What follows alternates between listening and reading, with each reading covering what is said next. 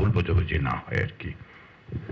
2008-এর নবম জাতীয় নির্বাচনে সীমানা নির্ধারণ নিয়ে নির্বাচন কমিশনের বিরুদ্ধে কারসাজির অভিযোগ করেন ঐকমত্য কমিশনের বৈঠকে অংশ নেয়া রাজনৈতিক দলগুলো।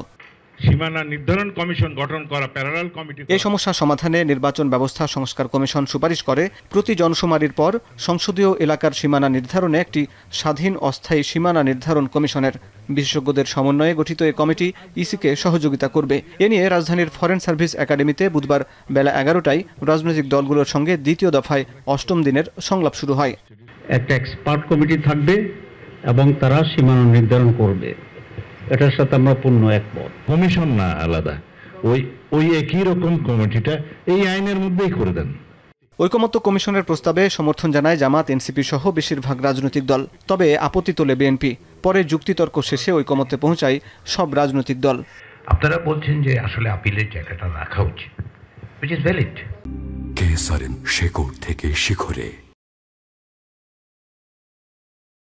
দুপুরের বিরতির পর তত্ত্বাবধায়ক সরকার নিয়ে ফের বৈঠকে বসে ঐকমত্য কমিশন।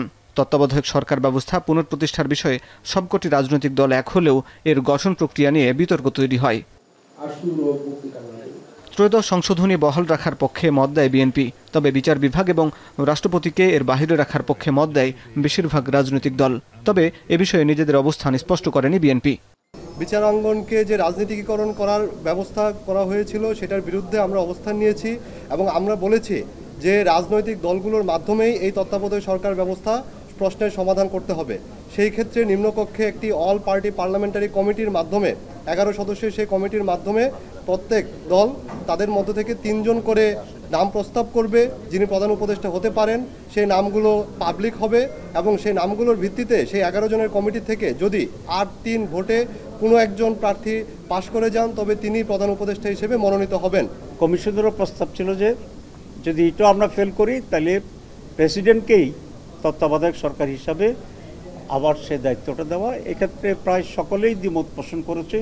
টুকটাক একটু ডিফারেন্স আছে করার জন্য এবং আমরা এটার বিরোধিতা করেছি। আমরা মনে করি প্রেসিডেন্টকে জড়ালে আমাদের যা আবার অতীতে একটা অভিজ্ঞতা আছে সেরকম জটিলতা তৈরি হতে পারে। এটা হচ্ছে একটা প্রস্তাব আকারে যে একদম যদি কোনো প্রভিশনে কার্যকর না হয় এটা সর্বশেষ একটা বিধান রাখতে হয়, সেই জন্য রাখা। এটা হচ্ছে যে খুব খুশি মনে রাখা নয়। আচ্ছা, আমাদের প্রস্তাবটা আমরা দেব, এই মুহূর্তে দিচ্ছি না, আমরা 2-1টা প্রস্তাব দেব। বুধবারের বৈঠকে আলোচিত বিষয়গুলোতে রাজনৈতিক দলগুলো কাছাকাছি এসেছে বলে জানান কমিশনের সদস্য সচিব। আজকে সারাদিনের অর্জনের মধ্য দিয়ে আমরা যেটা বলতে পারি যে আমাদের আলোচনা খুব ইতিবাচকভাবে অগ্রসর হচ্ছে এবং আমরা আশা করছি রাজনৈতিক দলগুলোর এই মর্মে সহযোগিতা অব্যাহত থাকলে আমরা জুলাই মাসের মধ্যে একটা সনদ, জাতীয় সনদ তৈরি করতে পারব। তবে বৈঠকের অগ্রগতি নিয়ে খুব বেশি আশাবাদী নয় এবি পার্টি। দলটির সদস্য সচিব বলেন, সবার আগে সাংবিধানিক প্রতিষ্ঠানের প্রধান নিয়োগ সহ মৌলিক বিষয়ে একমত হতে হবে রাজনৈতিক দলগুলোকে। তবে আমরা নির্বাচনী এলাকা। হাসিব বিল্লাহ, এখন, ঢাকা।